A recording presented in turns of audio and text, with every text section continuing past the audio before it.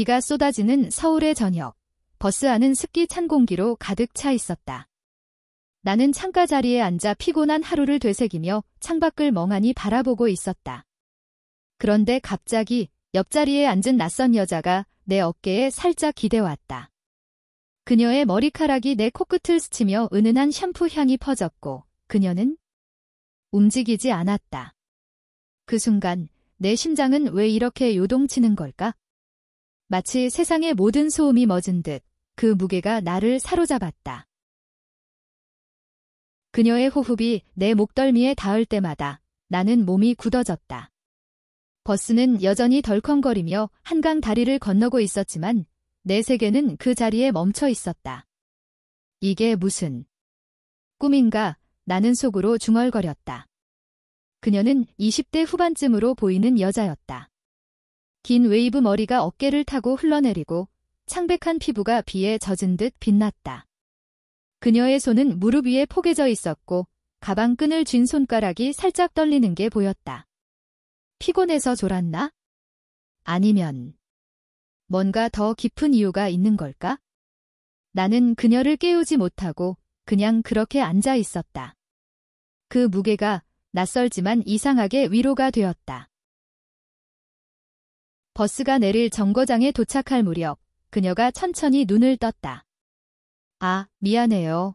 그녀의 목소리는 부드럽고 약간 쉰 소리였다. 그녀는 황급히 몸을 일으키며 머리를 쓸어 넘겼다. 나는 어색하게 웃으며 괜찮아요 라고 대답했다. 그녀의 눈동자가 내 얼굴을 스치며 멈췄다. 그 안에는 피로와 함께 무언가 깊은 슬픔이 스며 있었다. 고마워요. 오늘 정말 힘들었어요. 그녀가 속삭이듯 말했다. 버스 문이 열리고 그녀는 비를 뚫고 사라졌다. 나는 그 자리에 서서 어깨에 남은 따뜻함을 만지작거렸다. 그날 밤 나는 그녀를 꿈꿨다. 왜 그랬을까? 그 낯선 여자가 내 인생에 스며든 이유를. 다음 날 아침 나는 평소처럼 지하철로 출근했다. IT 회사에서 프로그래머로 일하는 나, 지은의 일상은 늘 똑같았다. 25살, 서울에서 홀로 사는 평범한 여자. 가족은 부산에 있고 친구들은 바쁜 삶 속에 흩어져 있었다. 하지만 그 버스에서의 기억이 머릿속을 맴돌았다. 그냥 우연이었을 텐데 원하는 키보드를 두드리며 자신을 다독였다. 점심시간 동료 혜진이가 다가왔다. 지은아, 요즘 왜 이렇게 멍해? 연애라도 시작했어. 그녀의 장난기 어린 말에 나는 웃었다. 아니, 그냥 피곤해서. 하지만 속으로는 그 여자의 얼굴이 떠올랐다. 그 부드러운 선, 그 떨리는 손. 퇴근길, 또 그 버스를 탔다. 비는 그친 하늘 아래 서울의 불빛이 반짝였다. 자리가 없어 서 있는 나에게 갑자기 익숙한 향기가 다가왔다. 여기 앉아요. 그 목소리. 돌아보니 그녀였다. 어제의 그 여자. 그녀는 창가 자리를 비켜주며 미소 지었다. 어제. 감사해요. 덕분에 잘 쉬었어요. 나는 당황하며 앉았다. 이름이 뭐예요? 그녀가 물었다. 지은이에요. 당신은? 수아예요. 미술 디자이너예요. 홍대 쪽에서 일해요. 그녀의 말투는 여전히 부드러웠지만 눈빛에는 피로가 배어 있었다. 우리는 그렇게 대화를 시작했다. 서울의 교통체증 속에서 그녀의 이야기, 부모님의 기대, 끝없는 프로젝트가 흘러나왔다. 나도 모르게 내 이야기를 꺼냈다. 외로운 도시 생활, 숨기고 사는 감정들. 그날 이후 우리는 매일 그 버스를 탔다. 우연처럼 보였지만 점점 필연이 되었다. 수아는 28살, 제주에서 태어나 서울로 올라온 여자였다. 그녀의 미소 뒤에는 가족의 압박이 있었다. 엄마는 나한테 결혼해서 안정된 삶을 살라고 하세요. 하지만 난 그냥 그림만 그리고 싶어요. 그녀의 고백에 나는 공감했다. 나도 마찬가지였다. 한국 사회에서 여자로서의 삶은 늘 기대와 싸움의 연속이었다. 우리는 커피숍에서, 공원에서 만나기 시작했다. 그녀의 손이 내 손을 스칠 때마다 가슴이 뛰었다. 이 감정은 뭐지? 친구 이상인가? 한 달 후, 가을 바람이 불어오는 날, 우리는 한강공원에서 산책했다. 수아가 스케치북을 펼치며 나를 그렸다. 지은아, 내 눈빛이 좋아. 슬프지만 강해. 이 그녀의 말에 나는 울컥했다. 수아야, 나 너한테 끌려. 이게 사랑일까? 그녀의 손이 멈췄다. 눈물이 고인 그녀의 눈, 나도 그래? 하지만 우리나라에서 이건 쉽지 않아. 우리는 끌어안았다. 그 포옹 속에 세상의 시선이 느껴졌다. 하지만 그 순간 우리는 자유로웠다. 그 후 우리의 관계는 깊어졌다. 수아의 아파트에서 밤을 보내며 우리는 서로의 상처를 어루만졌다. 그녀의 입술이 내게 닿을 때 세상이 녹아내리는 듯했다. 하지만 현실은 가혹했다. 수아의 어머니가 서울로 오셨다. 수아야, 그 친구는 누구야? 어머니의 날카로운 시선에 수아는 떨었다. 그냥 친구예요. 나는 멀찍이 서서 지켜봤다. 그날 밤 수아는 울었다. 엄마는 나를 이해 못해. 레즈비언. 그건 금기잖아. 한국의 보수적인 문화 속에서 우리의 사랑은 비밀이었다. 나는 그녀를 안으며 속삭였다. 우리가 함께라면 이겨낼 수 있어? 겨울이 다가오자 드라마가 시작되었다. 회사에서 혜진이가 우리의 비밀을 눈치챘다. 지은아, 너희 둘이. 그녀의 말에 나는 부정했다. 하지만 소문이 퍼졌다. 상사가 나를 불렀다. 지은 씨, 사생활은 자유지만 회사 이미지에 신경 써. 그 압박에 나는 지쳤다. 수아도 마찬가지였다. 클라이언트가 그녀의 라이프 스타일을 문제 삼았다. 이런 디자이너가 과연 신뢰할 수 있나? 우리는 밤마다 울며 안아줬다. 포기할까? 수아의 물음에 나는 고개를 저었다. 아니, 우리 사랑은 진짜야. 클라이맥스는 크리스마스 이브였다. 수아의 가족 모임에 초대받은 나는 용기를 내어갔다. 제주 사투리가 섞인 어머니의 목소리, 아버지의 무거운 시선. 식사 중 수아가 손을 잡았다. 엄마, 아빠. 지은이는 제 연인이에요. 방 안이 얼어붙었다. 어머니의 눈물이 흘렀다. 수아야, 내가. 왜? 아버지는 자리에서 일어났다. 이건 안 돼. 한국에서 이런 건. 나는 떨리는 목소리로 말했다. 저희 사랑은 서로를 아끼는 거예요. 제발 이해해 주세요. 그날 우리는 쫓겨났다. 눈보라 속 우리는 서로를 끌어안고 울었다. 미안해, 지은아. 아니, 수아야. 이게 우리 시작이야. 하지만 그 고통이 우리를 더 강하게 만들었다. 우리는 함께 새로운 삶을 꾸렸다. 수아는 프리랜서로 전환해 제주로 내려갔고 나는 원격 근무를 신청했다. 봄이 오자 우리는 제주의 바다 앞에서 다시 만났다. 여기서 새로 시작하자. 수아의 미소에 나는 눈물을 흘렸다. 우리는 작은 카페를 열었다. 그림과 커피, 우리의 사랑으로 가득 찬 공간. 가족은 서서히 받아들였다. 어머니가 보낸 편지, 내 행복이 제일 중요해. 여름, 우리는 해변에서 키스했다. 세상의 시선이 사라진 듯했다. 우리의 사랑은 한국의 딱딱한 벽을 뚫고 피어났다. 이제 우리는 자유로웠다. 그 버스에서의 우연이 영원한 인연이 되었다. 그 후 우리의 관계는 더 깊어지기 시작했다. 서울의 겨울은 차갑고 길었지만 수아의 따뜻함이 나를 지켜주었다. 우리는 주말마다 남산타워로 올라가 도시를 내려다보았다. 저기, 우리 집이 보일까? 수아가 웃으며 물었다. 나는 그녀의 손을 꼭 쥐었다. 아니, 하지만 내 마음은 항상 느껴져. 그 순간 바람이 우리를 스쳤다. 로맨틱한 분위기 속에 우리는 키스를 나눴다. 하지만 그 행복은 오래가지 않았다. 수아의 전 여자친구, 민지가 갑자기 연락을 해왔다. 민지는 수아의 대학 동기였다. 27살, 패션 디자이너로 활동하는 여자. 수아야, 오랜만이야. 만나서 이야기 좀 할래? 그녀의 메시지에 수아의 얼굴이 창백해졌다. 민지. 왜 이제 와? 나는 불안했다. 수아가 민지와 헤어진 지 2년, 그 상처가 아직 아물지 않았다는 걸 알았다. 지은아, 걱정 마, 그냥 과거야. 하지만 나는 알았다. 한국 사회에서 레즈비언 커플은 늘 불안정한 관계였다. 소문 한 번에 무너질 수 있는? 우리는 민지와의 만남을 피하려 했지만 그녀는 포기하지 않았다.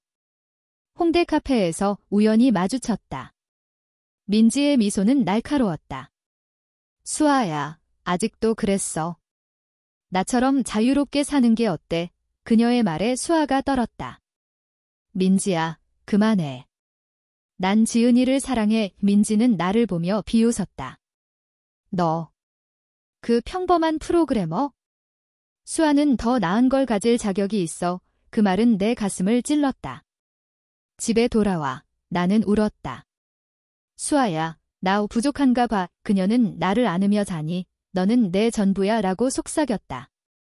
하지만 그날 밤 수아의 꿈속에서 민지의 이름이 불렸다. 드라마는 점점 커졌다. 회사에서 내 성적 지향이 소문으로 퍼졌다. 혜진이가 변명했다. 미안, 지은아.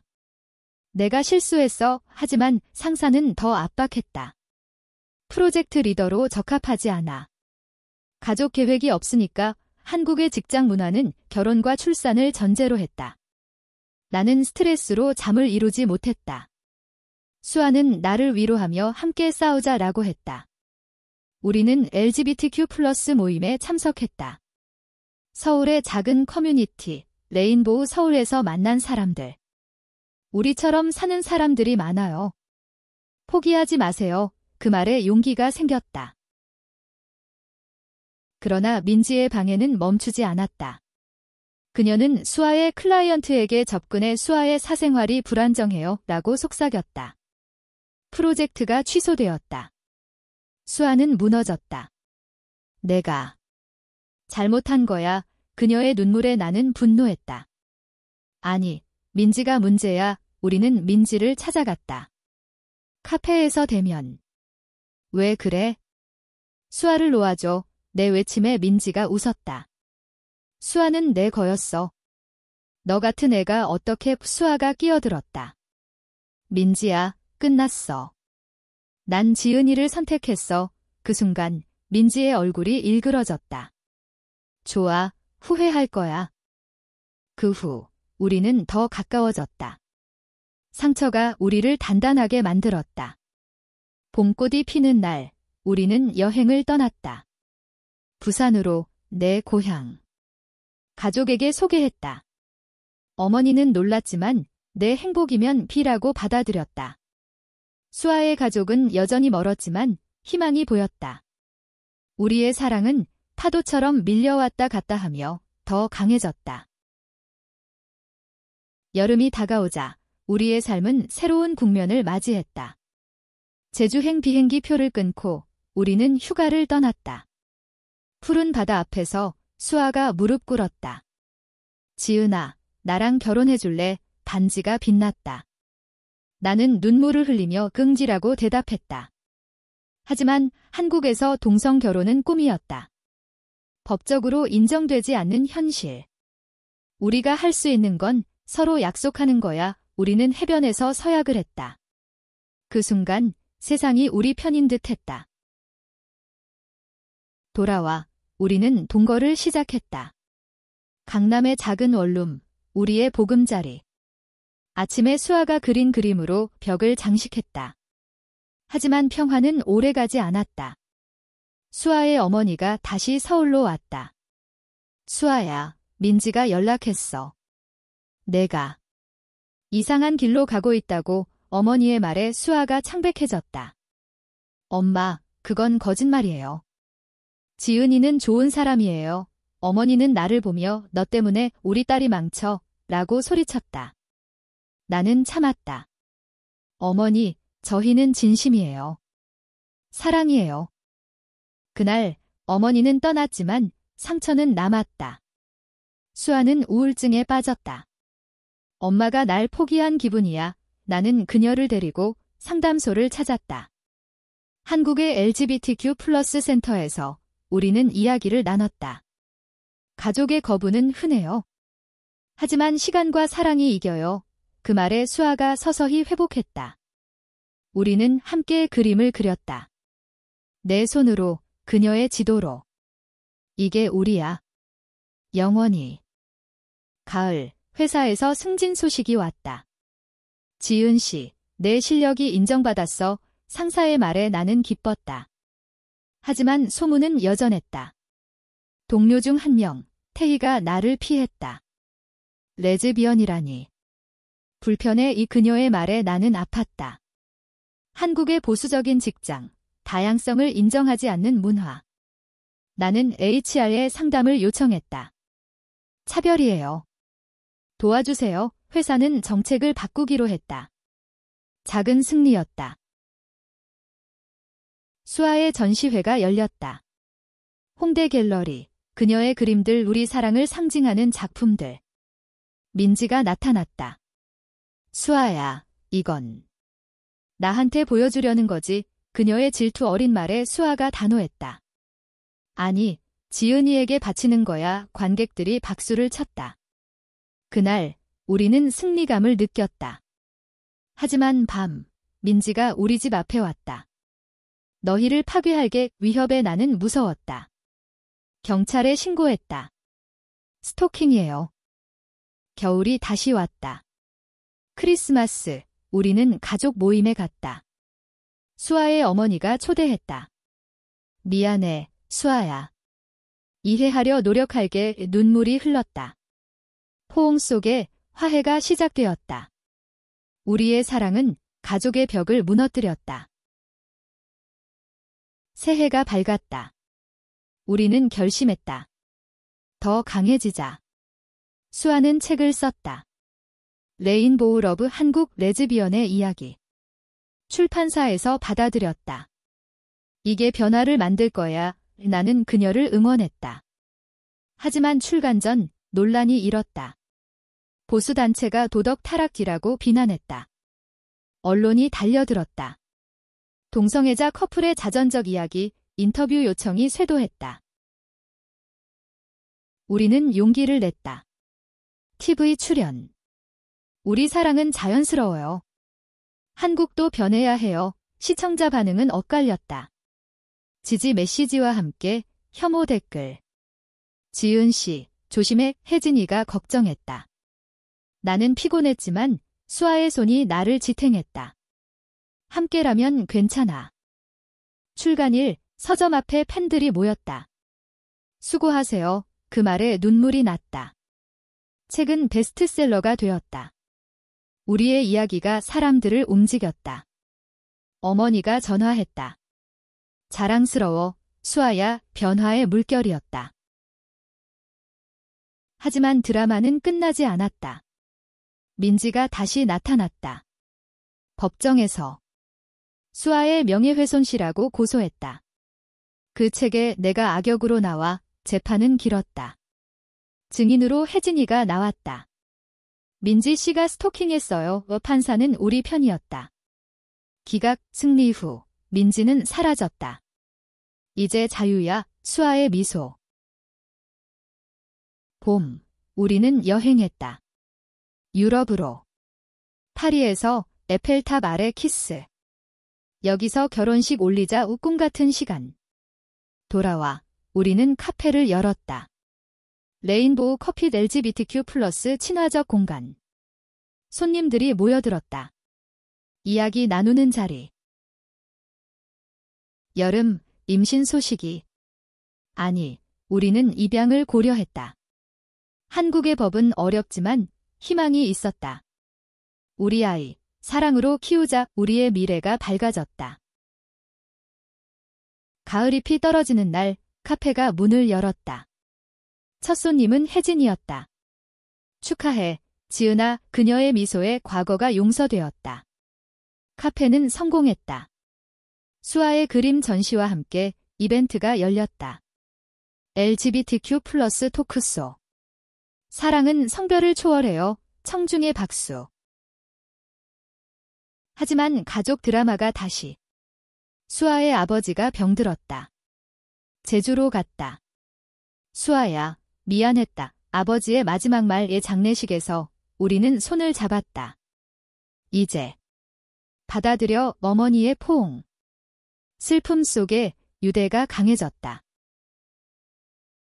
겨울, 나는 승진했다. 다양성위원회장, 회사 변화의 시작. 태희가 사과했다. 미안해, 지은아. 배웠어, 우정의 재탄생. 새해, 우리는 약혼 파티를 열었다. 친구들과 가족. 축하해, 토스트 속의 행복. 봄, 입양 절차 시작. 어려워도 해보자의 변호사 도움으로 가능성 보였다. 여름, 우리는 봉사활동. LGBTQ+ 쉼터에서. 너희처럼 되고 싶어요. 젊은 커플의 말에 감동. 가을, 책 2권 출간. 해피엔딩 베스트셀러. 드라마화 제안. 우리 이야기, TV로 흥분. 겨울, 눈 속 산책. 사랑해, 지은아. 수아의 속삭임. 새봄, 입양 성공. 작은 아이, 우리 딸, 엄마. 그 말에 눈물. 가족 완성. 여름, 드라마 촬영. 우리 조언자. 진짜로 느껴지네. 가을, 상 받음. 인권 공로상, 연설, 사랑의 힘. 겨울, 제주 집짓기. 여기서 늙자. 마지막 겨울, 우리는 해변 결혼식. 가족, 친구들. 영원히 함께 서약. 그 버스에서의 우연이 이 모든 걸 가져왔다. 우리의 사랑은 한국의 변화를 만들었다. 행복한 엔딩.